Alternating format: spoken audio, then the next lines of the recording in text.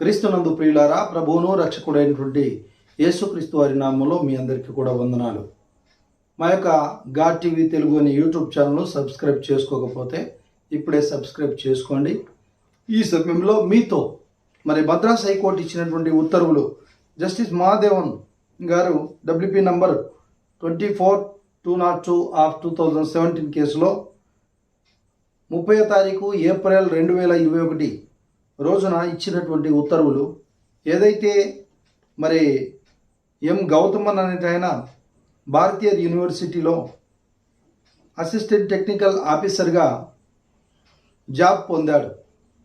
ఎలాంటి విద్యార్హతలు లేకుండా కూడా, ఎలాంటి సర్టిఫికెట్స్ కూడా సబ్మిట్ చేయకుండా అతడు విద్యార్హత లేకుండా ఉద్యోగం సంపాదించి అక్రమంగా ఉద్యోగాన్ని పొంది అందులోనే ప్రమోషన్ కూడా పొంది ఆ జాబ్లోనే రిటైర్మెంట్ అయినట్టుగా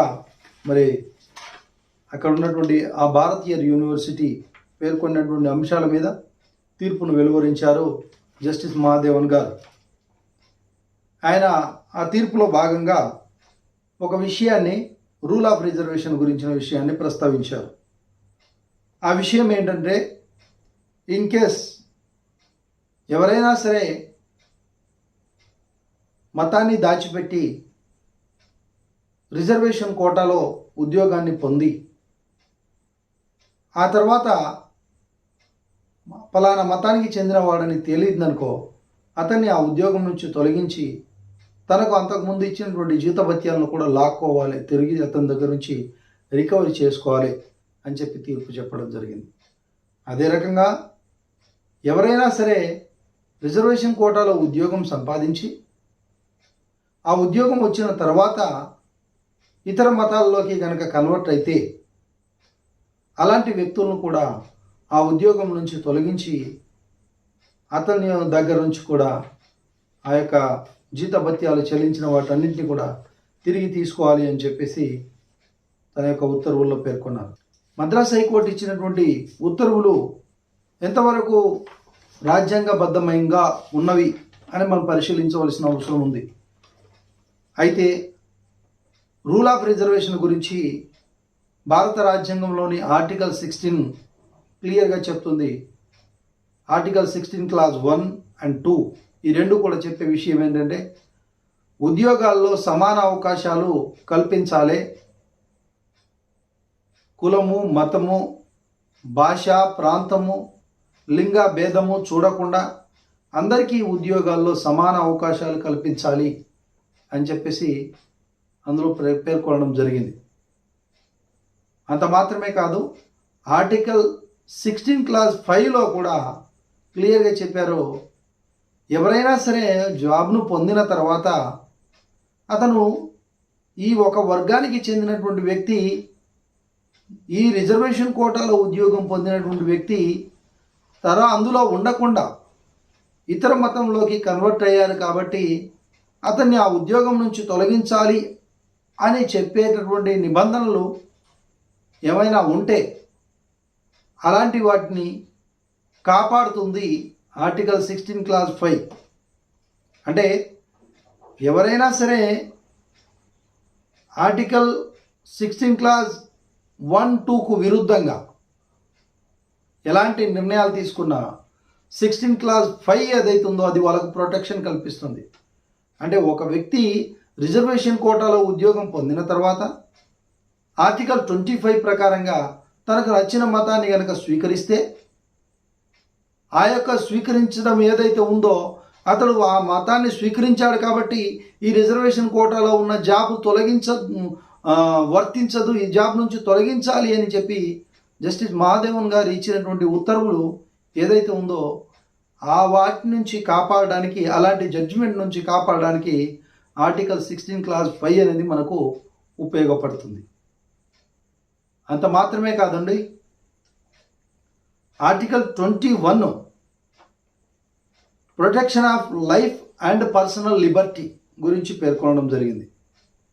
అంటే ఒక వ్యక్తి తనకు నచ్చినటువంటి మతాన్ని స్వీకరించే స్వాతంత్ర్యం ఆర్టికల్ 25 ప్రకారంగా ఇవ్వబడ్డప్పుడు ఆ యొక్క స్వేచ్ఛ స్వాతంత్ర్యాన్ని హరించే అధికారము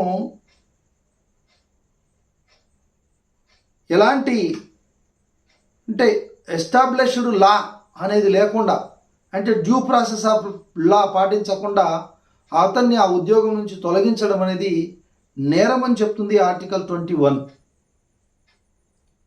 దీని విషయంలో గతంలో supreme court 1993లో decay Yadav versus జేఎంఏ ఇండస్ట్రీస్లో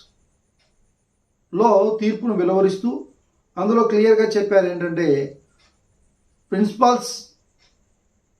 principles of natural జస్టిస్ను పాటించకుండా ఉద్యోగాల్లో నుంచి తొలగించడం ఏదైతే ఉందో, తొలగించాలని ప్రయత్నించడం ఏదైతే ఉందో అది అన్యాయము, ఇల్లీగల్.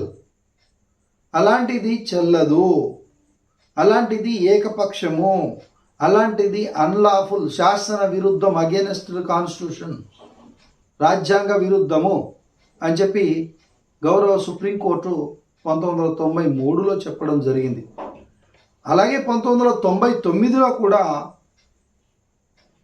పరస్పర వైరుధ్యాలు 2 ఆర్టికల్స్ మధ్య ఉన్నప్పుడు మత స్వేచ్ఛ అనేది ఫండమెంటల్ రైట్, అది గ్యారంటీగా ఇవ్వబడింది భారత పౌరులందరికీ. ఆర్టికల్ 16 కూడా ఫండమెంటల్ రైటే. ఈ రెండింటికి పరస్పరంగా ఏదైనా వైరుధ్యం ఏర్పడ్డప్పుడు ప్రజా శ్రేయస్సును, ప్రజల యొక్క నైతికతను, ప్రాథమిక హక్కులను దృష్టిలో ఉంచుకొని కోర్టులు వాటిని అమలుపరచాలి అని చెప్పి 1999లో గౌరవ సుప్రీంకోర్టు పేర్కొనడం జరిగింది. అయితే ఒక వ్యక్తి ఉద్యోగం పొందిన తర్వాత ఆర్టికల్ 25 ప్రకారంగా తనకు నచ్చిన మతాన్ని స్వీకరించే స్వేచ్ఛను అతడు కోల్పోతాడా? ఒక వ్యక్తి రిజర్వేషన్ కోటాలో జాబ్ పొందిన తర్వాత అతడు మతం మారకూడదు అనే రిస్ట్రిక్షన్స్ ఎక్కడా కూడా రాజ్యాంగంలో లేదు. కానీ గౌరవ మద్రాస్ హైకోర్టు జస్టిస్ మహాదేవన్ గారు ఇచ్చినటువంటి ఉత్తర్వుల్లో ఆ విషయాన్ని ప్రస్తావించడము చాలా బాధాకరమైనటువంటి విషయం. ఇలాంటి విషయాల్లో గౌరవ సుప్రీంకోర్టు కూడా అశ్విని కుమార్ ఉపాధ్యాయ వేసినటువంటి ఫిల్ కేసులో అక్రమ మత మార్పులు పెరిగిపోతున్నాయి, ఈ అక్రమ మత మార్పులను అరికట్టడం కోసం ప్రభుత్వాలకు మీరు ఆదేశాలు ఇవ్వండి అని చెప్పి వేసినటువంటి కేసులో గౌరవ సుప్రీంకోర్టు ఇచ్చినటువంటి మాట ఏంటంటే, 18 సంవత్సరాలు నిండినటువంటి వారందరూ కూడా తమకు నచ్చినటువంటి మతాన్ని స్వీకరించే స్వేచ్ఛ ఉంది అని చెప్పేసి క్లియర్ కట్గా చెప్తూ, మీరు వేసినటువంటి ఈ ఫిల్ కేసును వాదించదలిచినట్లయితే మీ మీద హెవీ కాస్ట్ వేస్తాము, మీ మీద ఫైన్ వేస్తాము, జరిమానా, లేదా విత్డ్రా చేసుకుంటావా అని చెప్పి సూచించదే. అప్పుడు అశ్విని కుమార్ ఉపాధ్యాయ గారు ఆ యొక్క ఫిల్ కేసును విత్డ్రా చేసుకోవడం జరిగింది. మిత్రులారా, మనము ఈ రూల్ ఆఫ్ రిజర్వేషన్లో ఉద్యోగం పొంది, లేకపోతే రిజర్వేషన్ కోటాలో ఉద్యోగం పొందినటువంటి వారికి తర్వాత మతం మారాలనుకుంటే అది రెట్రాస్పెక్టివా, పర్స్పెక్టివా అని మనం ఆలోచిస్తే ఆర్టికల్ 20 క్లాజ్ 1 క్లియర్గా చెప్తుంది,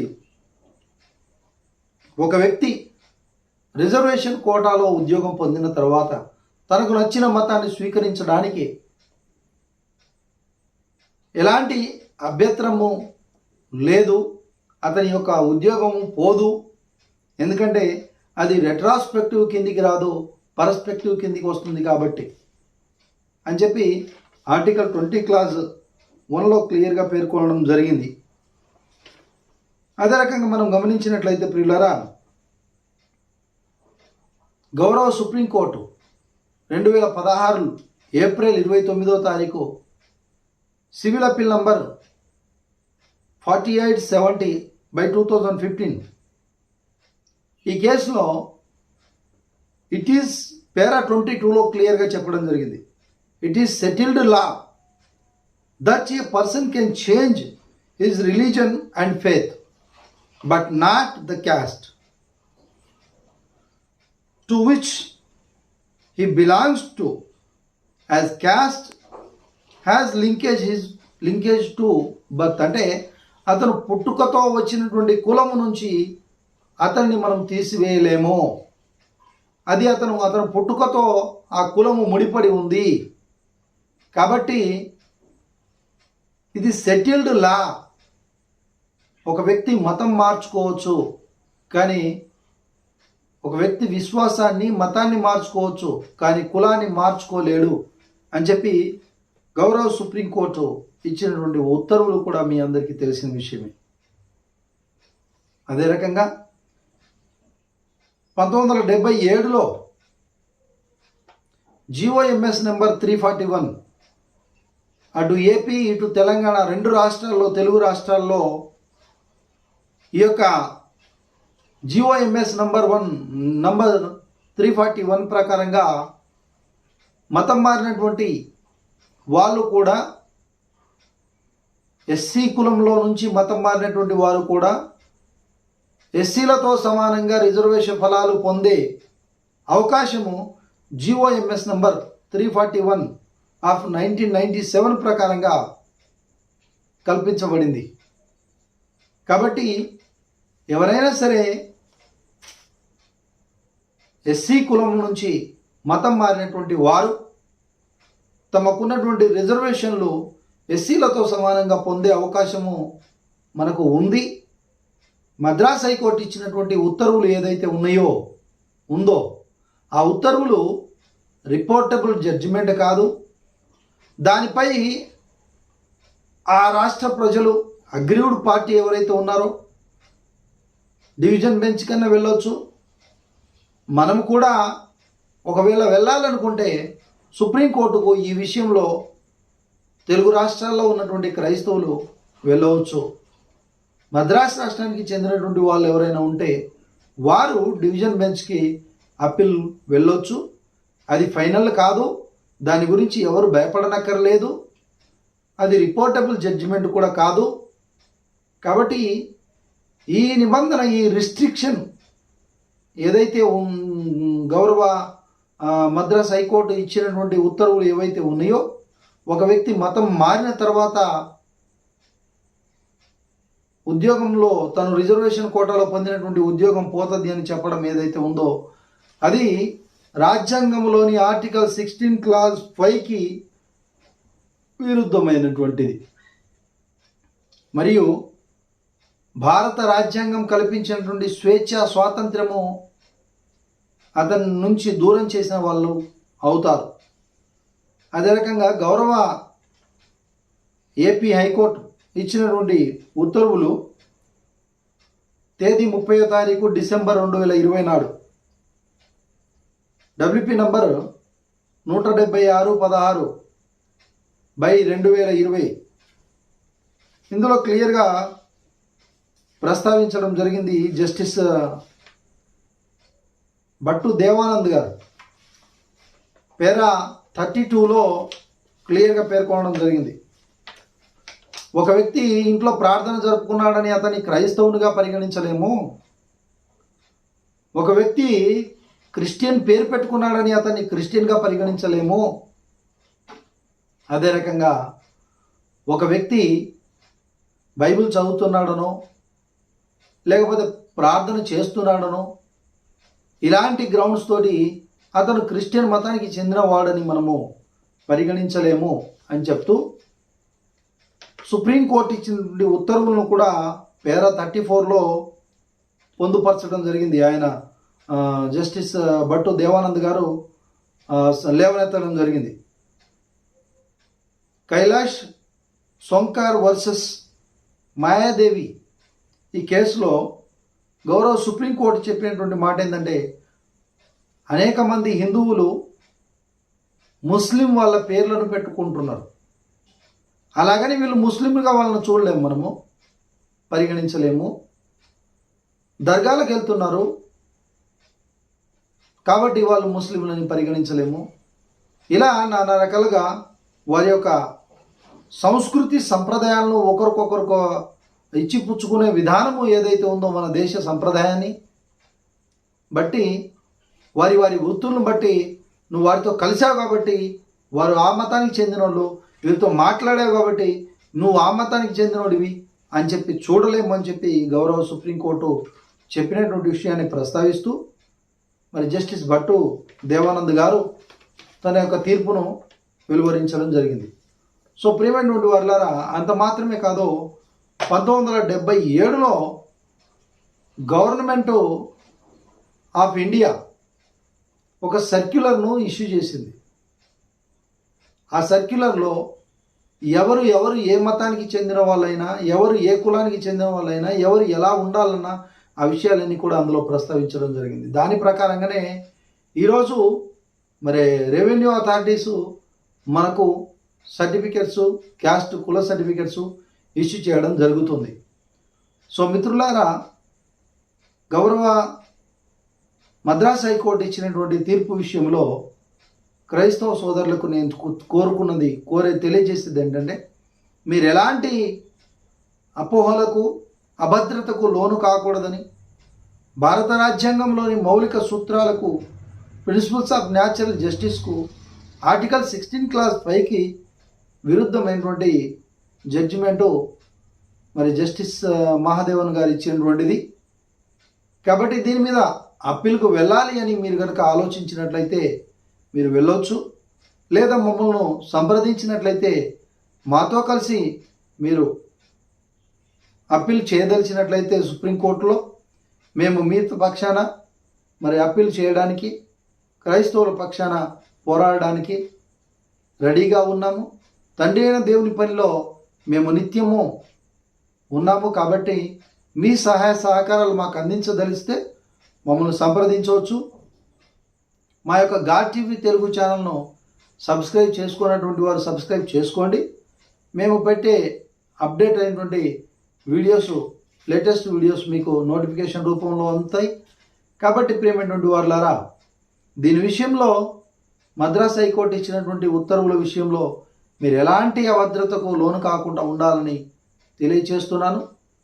ప్రభు సేవలో మీ సహోదరుడు రాకేష్ నాయక్. వందనాలు.